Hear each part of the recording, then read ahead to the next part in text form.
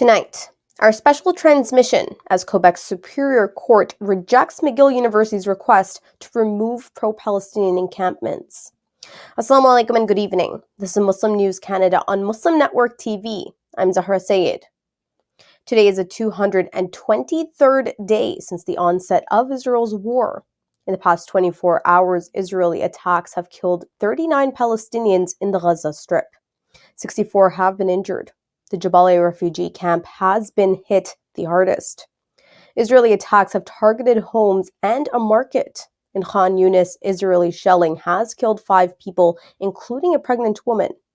There is severe fighting going on in northern Gaza. Reports say Hamas fighters are attacking Israeli troops with small arms, rockets, and explosive devices. The International Rescue Committee says the scale of the crisis in the southern Gaza Strip is beyond imagination. The mass exodus continues as people flee to other areas in search of food and water. The Israeli military has announced that 5 of its soldiers had been killed by shelling on Wednesday in the Jabalia refugee camp. Israeli media reports a deep rift in Israel's war cabinet. Defense Minister Yoav Gallant is questioning Prime Minister Netanyahu's unspecified plans for the post-Gaza war period. The death toll from Israel's war is staggering. At the time of writing, at least 35,272 Palestinians have been killed by Israeli attacks. A revised report by the United Nations estimates another 10,000 civilians are buried under the rubble. 79,205 Palestinians have been wounded. The Palestinian Red Crescent reports over 15,000 children have been killed by Israeli attacks in the past 7 months. Israel's death toll from Hamas's attacks stands at 1,139. Israeli Prime Minister Benjamin Netanyahu denies the existence of a humanitarian crisis in Rafah. Netanyahu says the Israeli army is conducting operations across Gaza, including Rafah. He says civilians from areas of operation have been evacuated, and Israel is meeting their humanitarian needs. International organizations contradict these claims. They have documented forced displacement of Palestinians. Israel started heavy bombardment of Rafah in the first week of May. Since then, approximately 500,000 people have fled Rafah.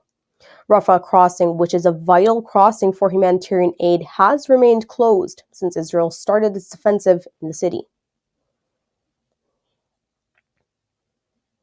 Bahrain has signaled its readiness to join an Arab multinational force tasked with ensuring security in Gaza after the war. A United States official says the Biden administration has been engaging with Bahrain, amongst other Arab Gulf states, to participate in this peacekeeping mission. Initially, some Arab states showed reluctance to administer Gaza's operations post-war. However, Bahrain's inclination towards this role aligns with its desire to play a significant part in the region. Bahrain has also been involved in Abraham Accords agreements. The move suggests potential openness from Saudi Arabia as well. Bahrain is home to the U.S. Navy's 5th Fleet. By agreeing to administer Gaza, Bahrain is emerging as a key U.S. ally in this effort. An Interior Department official in the United States has resigned. Lily Greenberg Call was serving as a special assistant at the Interior Department. Call, who is of Jewish faith, says she is unable to represent the administration in good conscience. She criticizes Biden's stance on Israel's war on Gaza. She disapproves of Biden's comments of linking Jewish safety to Israel's existence. Call says Biden is making Jews the face of the American war machine. Call's resignation adds to a growing list of officials quitting over Biden's stance over Israel's war. Despite recent criticism and a pause in some arms shipments, the administration intends to provide further military aid to Israel. The decision is facing severe backlash from rights advocates. Call's resignation highlights a shift in public opinion within the Democratic Party's base. It is raising questions about Biden's re-election prospects. A Quebec Superior Court judge has denied McGill University's request for a temporary injunction to remove pro-Palestinian activists from its downtown Montreal campus. Justice Marc St. Pierre's decision was issued yesterday. It rebuffed the university's arguments for the urgent removal of the encampment.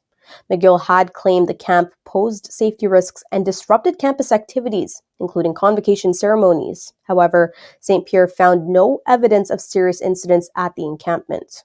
He also noted that McGill had already made arrangements to relocate its convocation ceremonies.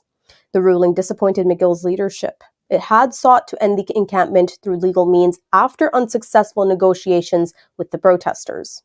The activists set up the encampment on April 27th. They demand that McGill divest from companies linked to Israel and sever ties with Israeli academic institutions. McGill expressed disappointment with the ruling and stated its intention to review the decision. Student activists welcomed the decision as a recognition of their right to protest. They hope the ruling will pressure McGill to address their demands rather than pursue legal actions. Sonoma State University in California has announced its decision to refrain from forming partnerships with Israeli universities. The news comes in response to calls from Free Palestine student groups. The groups have been advocating for a boycott of Israeli entities as the war in Gaza rages on. There has been a wave of protests across the United States campuses, including Columbia University and the University of California. Student activists are demanding severance of ties with entities perceived as complicit in Israel's occupation of Palestinian territory. Sonoma State President Mike Lee says the university will increase transparency regarding contracts. Lee says the university will also explore divestment strategies. Not all universities have had the same response as that of Sonoma State University. Some universities have resisted such demands, citing political support for Israel. Sonoma State's decision has received backlash from Jewish groups and politicians who see it as an attack on Israel. In the past decade, Prime Minister Narendra Modi's policies have consolidated power for India's Hindu majority. Modi's party's stance has also marginalized the country's 200 million Muslim population. Several media reports show the proportion of Muslim lawmakers in parliament and state legislatures has dwindled significantly over the past 10 years. When Modi assumed power, the outgoing parliament had 30 Muslim lawmakers. It decreased to 23 during Modi's first term. It marginally increased to 27 during his second term in 2019. Muslims comprise 14.2% of the total Indian population. To fully represent the Muslim population, there should be 77 Muslim lawmakers in the 543-member House. Modi's Bharatiya Janata Party has enacted laws perceived as discriminatory by Muslim leaders. Violence against Muslims has become commonplace, often with impunity. Despite claims of inclusivity, the party's actions reflect a trend of sidelining Muslim voices in political decision-making. Opposition parties also hesitate to nominate Muslim candidates, fearing alienation of Hindu voters. Thank you for watching. Our news is produced by Muslim Network TV, which is a not-for-profit organization. We need your support for donations. Please scan the QR code on our broadcast or visit muslimnetwork.tv to donate now, so we can continue to amplify the voices of Muslims in Canada and abroad. Assalamu alaikum.